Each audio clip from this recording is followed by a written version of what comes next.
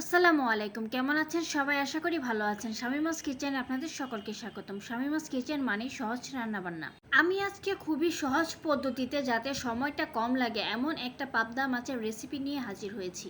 আজকে আপনাদের তৈরি করে দেখাবো খুবই অল্প উপকরণে অর্থনীতি সর্ষে পাবদার রেসিপি। যারা নতুন রাঁধুনি আছেন বা এখনও এইভাবে সর্ষে পাবদা রান্না করেনি তারা আমার ফুল ভিডিওটি দেখে একবার হলেও রান্না করবেন। তবে চলুন বেশি কথা না বলে কিভাবে রান্নাটা করলাম সেটা দেখে নেওয়া যাক। কিছু পাবদা মাছ আমি কেটে ভালোভাবে ধুয়ে পরিষ্কার করে নিয়েছি। 2 টেবিল চামচ সাদা সরিষা আমি পানিতে ভিজিয়ে রেখেছিলাম, সেটা কাঁচা মরিচ এবং লবণ দিয়ে আমি ব্লেন্ড করে নিয়েছি। বড় সাইজের একটা টমেটো আমি এখানে ব্লেন্ড করে নিয়েছি।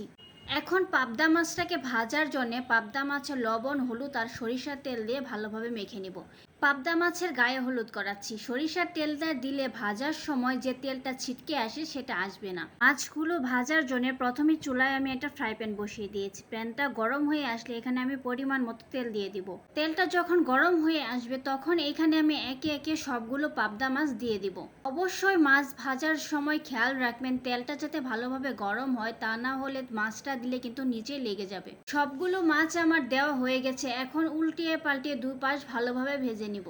মাছের একটা পার্ট আমার ভাজা হয়ে গেছে। এখন সবগুলো মাছকে উল্টিয়ে দিয়ে অপর পার্টটাও আমি ভেজে নিব।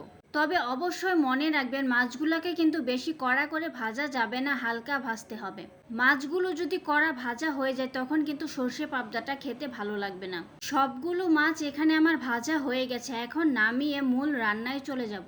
রান্নাটা করার জন্য প্রথমে চুলায় একটা কড়াই বসিয়ে দিয়েছি। কড়াইটা গরম হয়ে আসলে এখানে পরিমাণ মতো সরিষার তেল আমি দিয়ে দিব। সর্ষে পাবদাটা কিন্তু অবশ্যই সরিষার তেলেই করতে হবে, তাহলেই কিন্তু এর অথেন্টিক টেস্টটা আপনি পাবেন।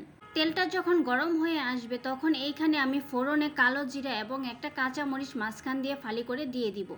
পাবদাতে কিন্তু কালো জিরা ফোড়নটা খুব যায় এবং খুব সুন্দর একটা ফ্লেভারও বের হয়। এখন এইখানে সামান্য পরিমাণ লবণ, 1 চা চামচ হলুদের গুঁড়া, 1 চা চামচ মরিচের গুঁড়া এবং 1 চা চামচ জিরার গুঁড়া আমি দিয়ে দিব। আর তেমন কোনো মশলাই কিন্তু এখানে ইউজ করা হবে না। এখন মশলাটাকে নেড়ে চেড়ে 1 মিনিট তেলের ভিতরে আমি ভেজে নিব। 1 মিনিট ভেজে নেওয়ার পর যে টমেটোটা আমি ব্লেন্ড করে রেখেছিলাম সেই টমেটো পেস্টটা এখানে দিয়ে দিব। টমেটোটা দেওয়া হলে ভালোভাবে নেড়েচেড়ে মশলার সাথে মিশিয়ে নিব এবং 2 থেকে 3 মিনিট আমি এই মশলাটাকে কষিয়ে নিব। মশলা থেকে যখন তেলটা বের হয়ে আসবে তখন বুঝবেন যে মশলাটা ভালোভাবে কষানো হয়ে গেছে। মশলা থেকে কিন্তু আমার তেলটা বের হয়ে গেছে, তার মানে মশলাটা আমার ভালোভাবে কষানো হয়ে গেছে। এখন এখানে আগে থেকে যে সরিষাটা আমি পেস্ট করে রেখেছিলাম সেটা পানি দিয়ে গুলিয়ে দিয়ে দিব। একটা ছাঁকনির সাহায্যে ছেঁকে আমি সরিষার পেস্টটা দিয়ে দিচ্ছি। এতে করে হবে কি সরিষার যে দানা দানা আছে সেটা ছাঁকনিতে থেকে যাবে। যদি ছাঁকনির সাহায্যে ছেঁকে না দেন তাহলে কিন্তু খাওয়ার সময় সরিষার দানাগুলো দাঁতে লাগবে, তখন আর কিন্তু এটা খেতে ভালো লাগবে না। সরিষাটা আমার দেওয়া হয়ে গেছে। এখন এই সরিষা এবং মশলাটাকে ভালোভাবে আমি কষিয়ে নিব। সরিষা এবং মশলাটা কিন্তু আমার ভালোভাবে কষানো হয়ে গেছে। দেখুন তেলটা কিন্তু ছেড়ে দিয়েছে।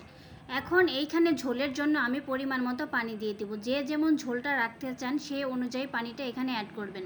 ঝোলের পানিটা আমার দেওয়া হয়ে গেছে। এখন এইটাকে আবারও ভালোভাবে নেড়েচেড়ে মিশিয়ে নিব। মেশানো হয়ে গেলে এখন এই ঝোলটাকে ফুটে আসা পর্যন্ত অপেক্ষা করব। ঝোলটা আমার ফুটে এসেছে। এখন সবগুলো ভেজে রাখা পাবদা মাছ এখানে আমি একে একে দিয়ে দিব। সবগুলো পাবদা মাছ এখানে আমার দেওয়া হয়ে গেছে। এখন আলতো হাতে ভালোভাবে একটু নেড়েচেড়ে দিব। বেশি জুড়ে নাড়তে যাবেন না, কারণ পাবদা মাছ কিন্তু এমনিতে নরম হয়, তখন কিন্তু ভেঙে যাওয়ার সম্ভাবনা থাকে। এখন ঢাকনা দিয়ে ঢেকে 10 মিনিট রান্না করে নিব। 10 মিনিট রান্না করে নেওয়ার পর ঝোলটা কিন্তু আমার অনেকটাই কমে এসেছে। আমি যেমন ঝোলটা রাখতে চেয়েছিলাম তেমনই কিন্তু রয়েছে। নামিয়ে ফেললে পরে কিন্তু এটা আরও একটু টেনে কমে আসবে। এখন আলতো হাতে আবারও একটু নেড়ে দেব। ফ্লেভারের জন্য 2টো কাঁচা মরিচ আমি মাঝখান দিয়ে ফালি করে দিয়ে দিলাম এবং কয়েকটা ধনিয়া পাতা আমি এখানে অ্যাড করে দিলাম।